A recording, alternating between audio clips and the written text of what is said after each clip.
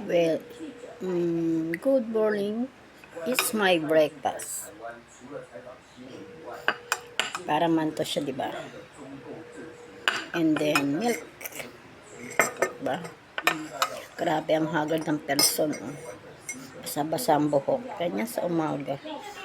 Kasi pawisin yung buhok ko para ako naligo. Pero nilagyan ko siya ng towel. Ayan lang siya. Tapos, breakfast, punta kami sa labas. Maglakad kami ni Tanda.